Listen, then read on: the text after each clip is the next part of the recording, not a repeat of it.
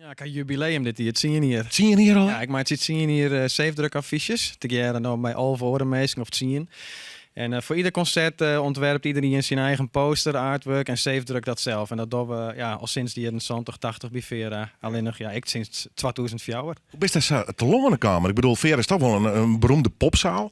Ja, ik zie het op een kunstacademie in Grains en ik roem daar vaak Del. En dan zeg ik al die affiches daarachter, die gevel hing je achter die ruit. En ik denk, had ik ooit een keer zo'n ding meidje kind, dan zou ik gelukkig wezen. Dus dat heb ik heel lang bezocht, maar het was een beetje moeilijk om ertussen te komen. Er waren genoeg meisjes die het net voortgongen en uiteindelijk heb ik zo lang zeurt en solliciteerd. En kaartjes en tekeningen stuurd, dat zijn nou jou maar eens een keer een kansje. En toen kwam ik daar in Kimi Films, Kleurgeskij, nu draait Koesa beginnen. En dacht ze, je redt het wel. Ja. Nou, daar had het aardig gedaan, maar had die werken intussen van maken. Nou, dat doet van alles. En ik heb posters zien van wie net het Urker of het Lemster mannenkoor. Welke wie het Urker mannenkoor. Dat ik daar nog ooit een poster van mij soort. Dat vond ik wel uniek. Ja, ik bedoel, dat is heel wat anders dan dit. Maar ja, dat is het leuke. Is maar als vormjouwer of als illustrator. Designer, daar krijg je natuurlijk een heel protte verschillende vragen. En ik stem voor een heel protte dingen in iepen. Maar toen ze daar me voor vregen voor een poster te maken voor het Urker mannenkoor, toen moest ik heel het lightje. Daarna ben ik weer serieus oerschakelen. Nou, ik denk dat ik serieus dwan. En dat, maar dat heb ik nooit dacht. Zulke dingen, nee. Jong begon, dus Sijssel, drammen bij Vera om er wat tussen te komen. Vervolgens had je intussen toch wel een aardig bedrijf bij elkaar zetten om het werk te wat graag dorst. Toch had je een redelijk eigen stijl ontwikkeld. Hoe lang had dat door? Ja, dat had wel even een kopje door. Toen kreeg ik al gestudeerd weer van de kunstacademie. Toen wist ik het al je net. Ik denk, nou ben ik grafisch ontwerper. Dat wil ik altijd worden. En toen begon een grote boze wereld. Toch, wat maak ik nou? En toen maak ik heel veel werk als nou. Heel braaf en heel netjes volgens de regeltjes van de typografie en de docenten. En uiteindelijk, ik verzamel een protte tatoeages. Ik een protte bij een goede tatoeëerder uit Friesland, Rinto uit Burgum. En die zie je toen in Grains. En toen op een gegeven moment begon de kwartjes. Het voelde het kwartjes dat ze toen zijn in de tijd van de Goenen. Dat waren eigenlijk strips. Ja, muziek en tatoeages en die drie dingen, maar dat ben een beetje mijn speerpunten of mijn. Nog altijd trouwens? Ja, nog altijd. Zoals het zijn net is. Ik sta er nou keurig bij te televisie. Mem-shirt ik. Ja, dus, de tattoos ben even voortwerken. Nou nee, maar dat is wel onderdeel van mijn werk. En ik krijg wel eens vaker vragen van mensen die bijvoorbeeld stage herinneren willen van u heeft zo'n mooie tattoo-stijl, dat wil ik ook wel leren. En dan vraag ik, hast ik tattoos? Nee.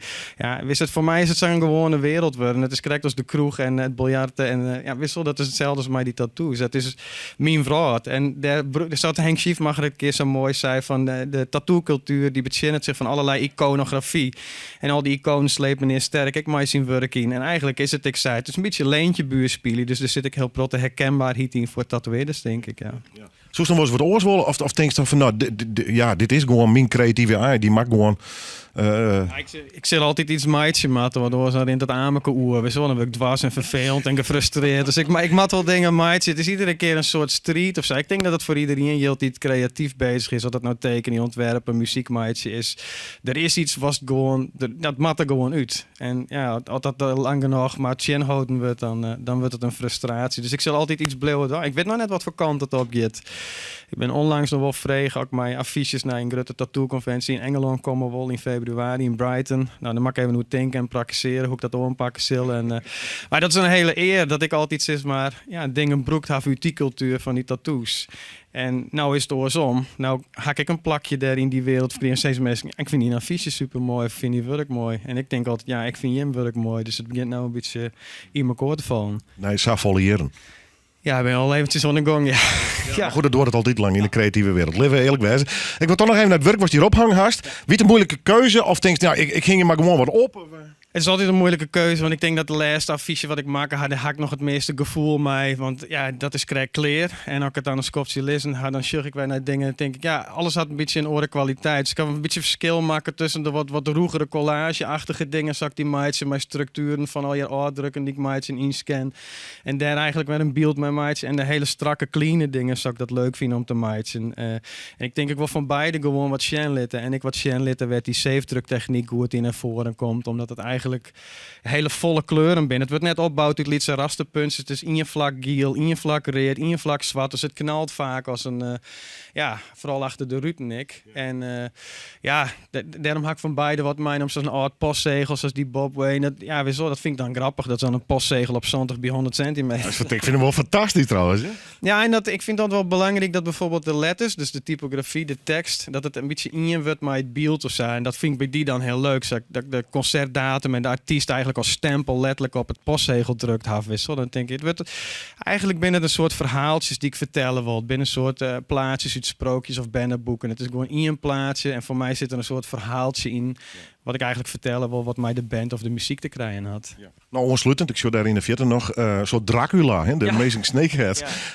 Ja. Dat is een verhaal op zichzelf natuurlijk. Ja, nou, de Amazing Snakehead is een band van 3 man uit Schotland. Die maakt ze hele roege garage blues en smarrige, rammelige muziek. Heerlijk. Ja, voor mij wel. Maar weer eens aan. Ja, ik hou wel van dat soort man. Voor mij als Sterren Jong mee in de kroeg is, wat ik geweldig qua verhaal. Maar dat had een hele, best wel sinistere sfeer. Of zij in hun videoclips, zou ik het noemen, I'm a Vampire. En dan denk ik, dan kan ik er wel een slangenkop op zetten, wissel. Maar ze hiet de band al. Ik denk wel een verwijzing gaan met die toskjes. En toen zeg ik die clip, denk ik, maar eigenlijk zo'n Dracula-maatje die in het holst van de nacht proost net op het lippen, maar op de D. Ja, ik weet het net. En dan op een gegeven moment werd dat in combinatie met de fascinatie die ik had voor de circus en horrorposters van vroeger uit de jaren 50. En dan begint het verhaaltje en dan begin ik het te maaien. En dan kneed ik het eigenlijk in mijn koor. Ik vond het fantastisch als toen de eerste exposant in Noorderwien wezen woest. Bent u te volgen via internet? Jazeker, ja. Ik heb mijn eigen website, dat is www.gosterk.nl. Maar op Facebook en de meeste meer gewoon op ziekje. En ik heb een heel proto van mijn affiches hak ik op een Amerikaanse posterwebsite staan. Dat is zeker leuk voor mensen die het interesseerd zijn. Welke site is dat? Dat is gigposters.com. Dus je een wereldwijd is maar posterartiesten op die hun werk daarop zetten. En daar kist wel echt een joen voor zitten. Dat houdt net op.